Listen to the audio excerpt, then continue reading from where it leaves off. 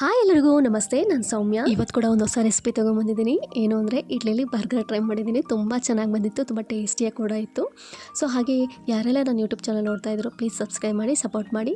ಒಂದು ಆಲೂಗಡ್ಡೆ ತೊಗೊಂಡಿದ್ದೀನಿ ಬೇಯಿಸಿರೋದು, ಆಮೇಲೆ ಬೀಟ್ರೂಟು ತೊಗೊಂಡಿದ್ದೀನಿ. ಎರಡೂ ಚೆನ್ನಾಗಿ ಮಿಕ್ಸ್ ಮಾಡಿಕೊಂಡು ಸ್ಮ್ಯಾಶ್ ಮಾಡ್ಕೋಬೇಕು.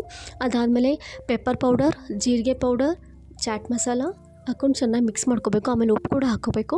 ಮಿಕ್ಸ್ ಮಾಡ್ಕೊಂಡಿದ್ದಾದಮೇಲೆ ಸ್ವಲ್ಪ ಕೋಟಿಗೆ ಅಕ್ಕಿ ಹಿಟ್ಟು ಹಾಕ್ಕೊಂಡಿದ್ದೀನಿ. ಎಲ್ಲದನ್ನು ಚೆನ್ನಾಗಿ ಮಿಕ್ಸ್ ಮಾಡ್ಕೋಬೇಕು. ಚೆನ್ನಾಗಿ ಮಿಕ್ಸ್ ಮಾಡ್ಕೊಂಡಿದ್ದಾದಮೇಲೆ ಕಟ್ಲೆಟ್ ಶೇಪಲ್ಲಿ ಈ ಥರ ರೌಂಡಿಂಗ್ ಮಾಡಿಕೊಂಡು ಈ ಥರ ಮಾಡ್ಕೋಬೇಕು. ಇನ್ನೂ ದಪ್ಪನಾದರೂ ಮಾಡ್ಕೋಬೋದು. ನಾನು ಸಾಕು ಅಂತ ಇಷ್ಟು ಮಾಡ್ಕೊಂಡಿದ್ದೀನಿ.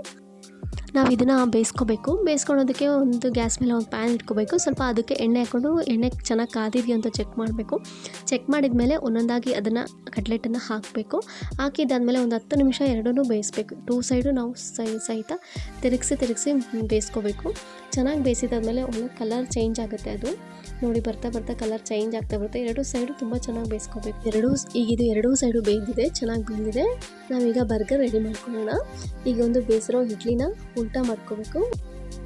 ಸ್ವಲ್ಪ ಟೊಮೊಟೊ ಸಾಸ್ ಹಾಕ್ಕೋಬೇಕು. ಟೊಮೊಟೊ ಸಾಸ್ ಹಾಕೊಂಡ್ಮೇಲೆ ಒಂದು ಈರುಳ್ಳಿ ಮತ್ತು ಟೊಮೊಟೊ ಮತ್ತು ಮಾಡಿರ್ತಕ್ಕಂಥ ಕಟ್ಲೆಟು, ಆಮೇಲೆ ಒಂದು ಎಲೆಕೋಸಿನ ಲೀವ್ಸು ಮತ್ತು ಈರುಳ್ಳಿ, ಟೊಮೊಟೊ ಮತ್ತು ಮೇಲ್ಗಡೆ ನಾವು ಇನ್ನೊಂದು ಇಡ್ಲಿ ತೊಗೊಂಡು ಹಾಕ್ಕೊಂಡು ಒಂದು ಕಡ್ಡಿ ಚಚ್ಕೋಬೇಕು. ನೋಡೋಕ್ಕೆ ಏನು ಚೆನ್ನಾಗಿ ಕಾಣ್ತಾ ಇದೆ ಅಲ್ಲ, ಟೇಸ್ಟು ಕೂಡ ಅಷ್ಟೇ ಚೆನ್ನಾಗಿರುತ್ತೆ. ಈ ರೆಸಿಪಿ ಯಾರಿಗೆ ಇಷ್ಟ ಆಗುತ್ತೋ ಪ್ಲೀಸ್ ಲೈಕ್ ಮಾಡಿ, ಸಬ್ಸ್ಕ್ರೈಬ್ ಮಾಡಿ, ಶೇರ್ ಮಾಡಿ. Thank you.